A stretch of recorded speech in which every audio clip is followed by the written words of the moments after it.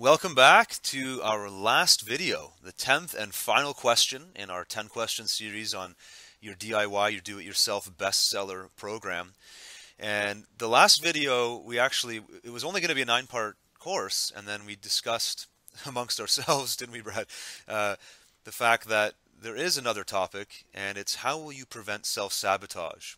And it really comes down to mindset here, because we see this all the time. Both Brad and I work as coaches, and we consult with a lot of people, and I would consider Brad, you and I, to be very productive people. We don't really have a lot of time to procrastinate.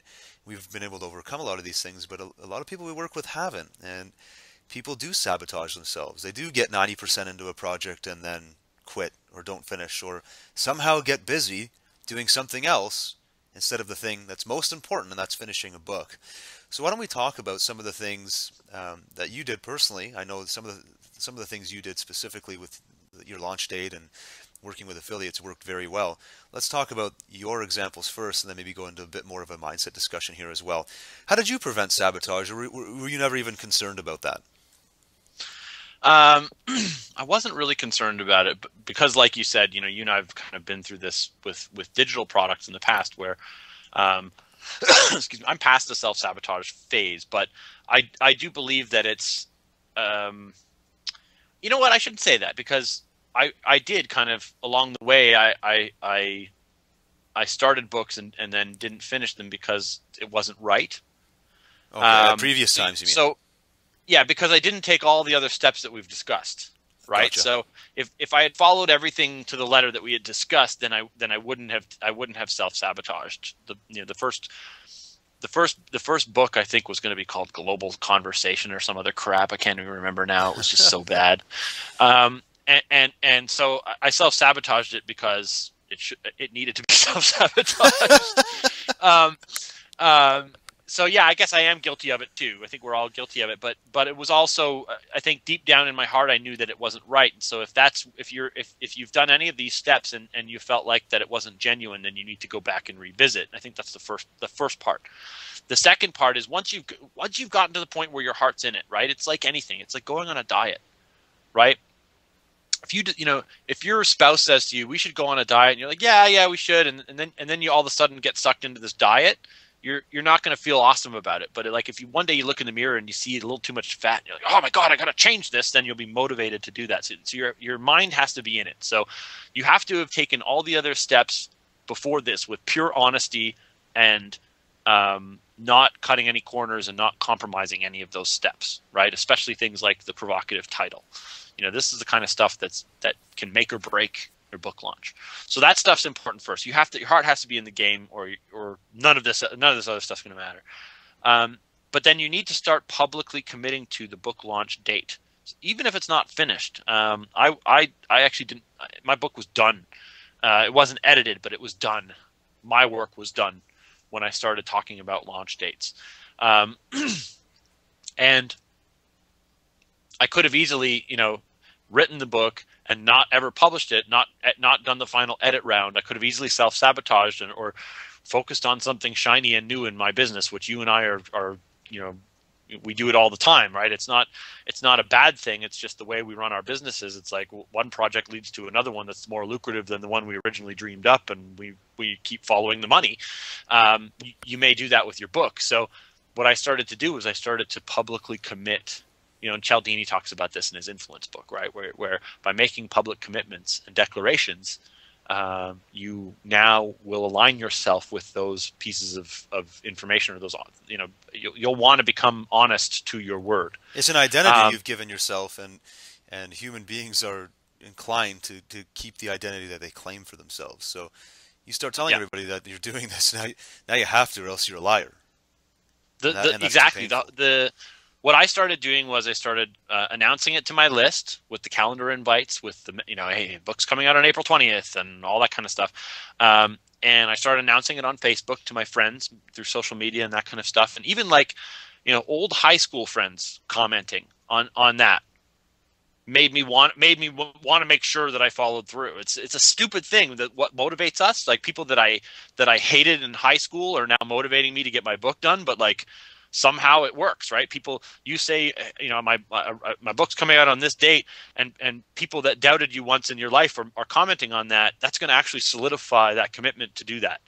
It's a stupid little thing, but we're all motivated by different things. You know, for me, it's not always money. Sometimes it's, you know, I'll show them. So you know, sometimes you have to kind of, yeah, sometimes you have to think about it that way.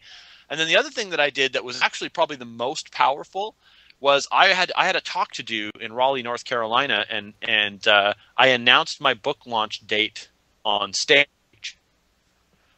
And you know, I put a slide up that said, I even was so bold as to say, I was doing an about me, you know, as you do in your talks. I was doing my slides and I was doing a little bit of an about me. And I said, you know, and just recently I got to #1 on ClickBank in my category for this. And my hope is that next year I'll be able to come to you and tell you this about myself. And I immediately showed a screen that had a cover of my book, and it said, best-selling author, something like best-selling author, and had the book launch date, and, you know, all in one slide. I literally declared, long before I had any expectations of how well the book was going to do, that I was expecting to be a bestseller. So I not only declared that my book would be out on that day, but I declared that I was going to bring my awesomeness to make it a bestseller. So I really like put my you know, my reputation on the line by saying that, because saying that your book is going to launch on a certain day is easy, right? You release your book and it's launched, right? Nobody bought it. Your mom bought it. But you still follow through on your goal. Yeah, exactly. So I actually took it a step further, and I declared that I was going to make it a bestseller. And I said, I'm hoping for this. I didn't say I'm guaranteed I'm going to do this, or I'll pay each and every one of you $1,000. It wasn't like that. It was just by committing to doing that, right? It's like saying I'm going to win this race. Yeah. Well, now you're going to train harder to win the race because you want to win it. So publicly declare that you're going to do that. Publicly declare what your goal is for the book, not just that it's going to be out, but what it's going to do. Yeah.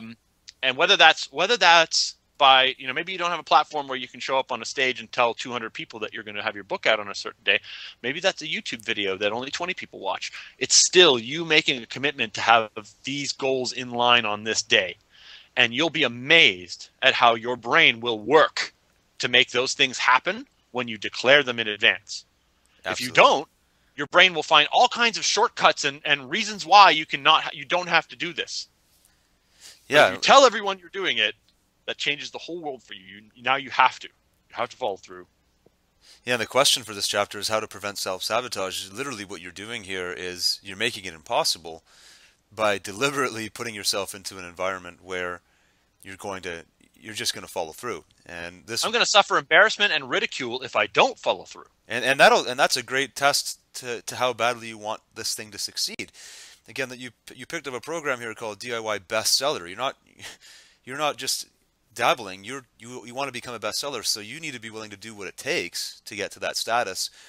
And I think I've told you this story before, Brad, but I used the exact same principle years ago, 4 or 5 years ago, when I was doing a fundraiser, and I declared in a local paper a local goal, but that there was still, you know, tens of thousands of people who read that paper, that I was going to raise a certain amount of money for a charity. I declared I was going to raise $25,000 for a kids charity in 17 days, because that was the day this particular drive or fundraiser was ending.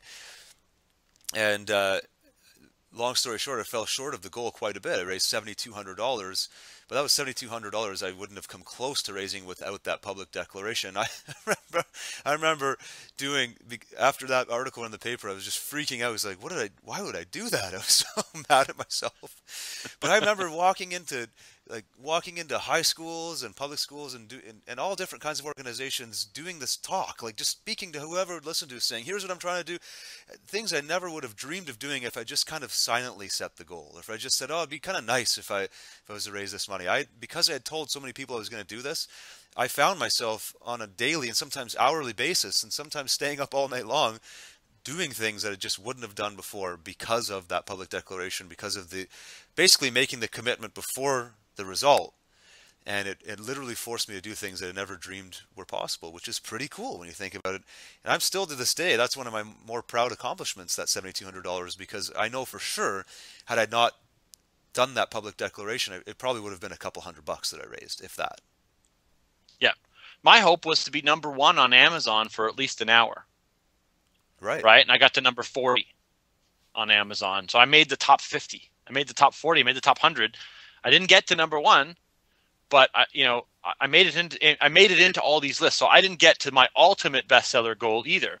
And I don't mean I made it to #1 in all my categories. I made it to number 40 Amazon overall, all products on Amazon. So that's a pretty good number to get to, but it's shy of the #1 spot that I had hoped for. I actually thought my book would be above 50 Shades of Grey for an hour, I thought I could. And actually, if I had managed to force all my sales into the first hour, that may have happened for that hour, but people don't always buy in the hour that you expect them to. So, but I think it's important to understand that without that ingredient of public declaration, it's so important. Without that, like, even if it's just you standing up at your family dinner table and telling your family that you're going to do it, that's powerful, because without that, you will, like, your brain will negotiate with itself along the way and be like, well, I guess, what, we could probably settle for this. And we didn't tell anybody we were going to do it this way. So why don't we change this? And you'll bit by bit, you will negotiate with yourself for a compromise. And if you make that declaration, you won't. It's just that simple. Yeah, it's powerful. I mean, this goes way beyond publishing a book. This concept works for any area of your life where you want to make a permanent and lasting change. So use it in the context of writing your book, but I'd recommend using it everywhere where you want to have some really big changes happening in your life. That is a great summary, and I'm so glad we decided to include that 10th video, Brad, because I think without it, this whole DIY project for people could fall short. You could do all those things we talked about right up to the publicity step, but if you don't go to work on getting your book out there and doing all the things we recommended in the previous 9 videos, there's a very good chance that the whole DIY bestseller will fall short. So do whatever you possibly can to hold yourself accountable to doing what it takes to making this an awesome project for yourself and making it a bestseller. Do you have anything to add before we close off? I just want to say, for everybody who's gone through this, I want to wish you the best of luck with your process. I know that we can obviously sit here with the benefit of hindsight and give you all the tips. You're going to have to obviously break a lot of ground for yourself. Hopefully this has provided a bit of a blueprint to make that easier for you. But I think I speak for both of us when I say that we really do hope that you actually follow through on this and become a best-selling author. And if you do, we would love to hear from you. If this has been helpful to you, or if you've been able to implement some of these elements and it's assisted you in your book launch, please reach out to Justin or myself through Twitter or Facebook and let us know. We'd love to hear from you. Thanks very much for watching.